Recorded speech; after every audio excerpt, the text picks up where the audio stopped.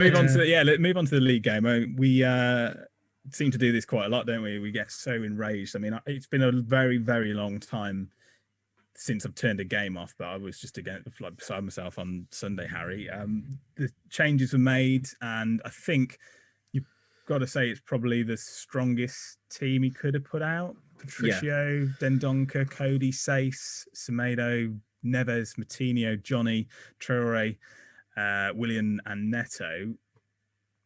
So much better. Yeah, it's the strongest team possible. No. We knew it. What was that, Bailiff? It wasn't so much better. First off, we were in absolute shambles. Oh no, he's on about the team. He's on about the starting lineup. Okay. Fine. Yeah. So after Thursday, like you just said there, Sam. Like honestly, I felt like never watching Wolves again. But anyway, coming into this game, I weren't looking forward to it at all. The starting lineup was expected, but as Bayless just mentioned there, the first half was absolutely horrendous again, and I was starting to really worry about what was going to happen after the game if it carried on like that. The goal that Ings scored, the defending down the left when Armstrong just flew past Traore and Semedo, they literally didn't even try. And then Dendoncker didn't get near him, put his arms behind his back. And then Danny Ings, their most lethal player, who's clinical as anything, is just stood in the middle on his own. No one near him. Neves and Matinho didn't even try and track back. Cody was nowhere to be seen. And it was a good goal, but I don't know what Nuno said to him at half time. I'd love to have been like a fly on the wall or something, because it was mad how we come out second half. Switched wings, didn't they? Traore and Neto. Semedo and Johnny were starting to fly forward, and it was just so much better. And then obviously the penalty, but Neto's goal, I just love the bloke. He's such a great player, and I hope we can keep him. We'll come back to Neto, but I want to split Dan and Jack up for this question, and I'll start with Bayliss. Who was at fault for the Southampton goal?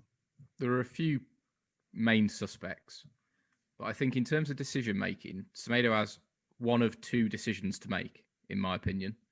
Go in, make the tackle. If you make a foul or kick the ball 10 yards into the stands, doesn't matter, as long as the bloke doesn't get through, because then you've left the clear space behind. Should be trying to get a short corner. Or you drop off, and then stop the cross later down if he beats the man. He did neither. He stepped up and then fannied a leg out. I've never seen anything wetter than a lettuce. It was ridiculous. You watch it back. I've never seen such a wet, limp-footed tackle in my life. And the bloke, Dendoncker should have done better, definitely.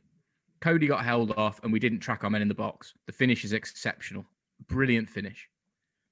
But I think the point at where that play could have broken down and stopped and the danger been taken away is the same suspect again, with a tackle that is, I mean, worse than Sunday League, 'cause at least they get stuck in there. I've just never seen anything like it. I've never seen anyone dangle a leg in Premier League football. Just dangled it. Just stuck it out there. No, bloke just went, yeah, cheers, mate. Thanks. Past you. Jack, same question for you.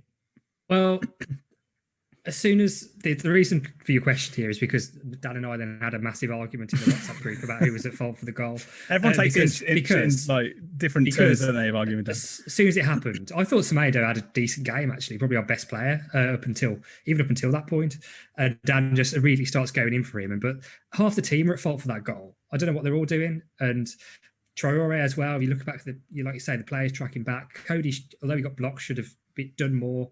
There was so many, it was just so poor from start to finish. I'm not saying Semedo wasn't at fault, but the way Dan, now he's actually watched it back, but the way he was going on it was just Semedo's fault, and that's it. And it clearly wasn't. It was just shocking.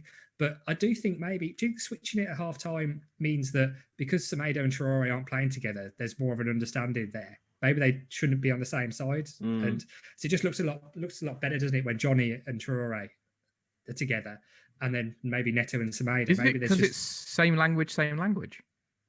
That's maybe. a good point. Or maybe it's just because Traore's not very good at defending. And Johnny's better.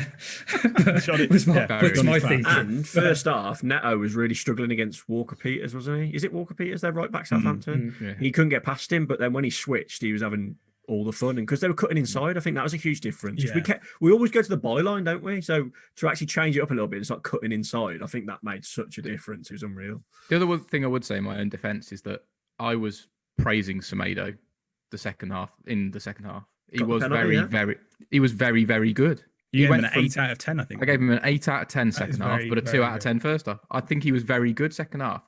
But we're seeing it with him, Traore, and I'm noticing it more and more. When Wolves are in the ascendancy, great. Best players to have on the pitch. They want to fight for it. They want to get forward. They want to create your chances. When we're up against the shit and, it's going the wrong way, both of them just seem to disappear. Traore especially. If Traore doesn't fancy it and Wolves aren't bombing forward, he isn't particularly interested, is he? And I think Semedo's a similar type of player. Harry, was it a penalty in your view? Which one? Because there was one either end. The one that was given as a penalty, and then obviously the Dendoncker.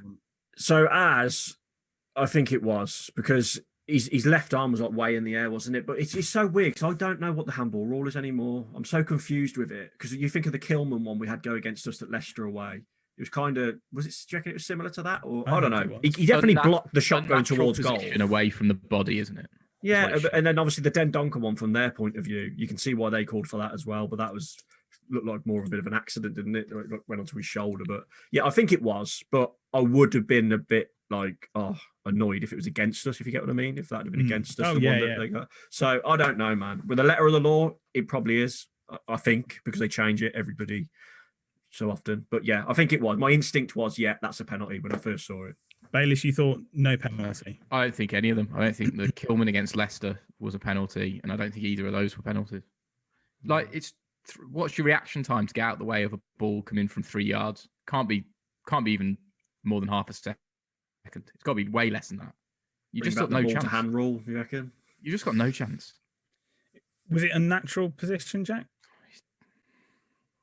It's a difficult one, and I think I would rather, if you're talking about wider football and for the future of the game, I think I'd go on the side of I'd rather that none of them be penalties.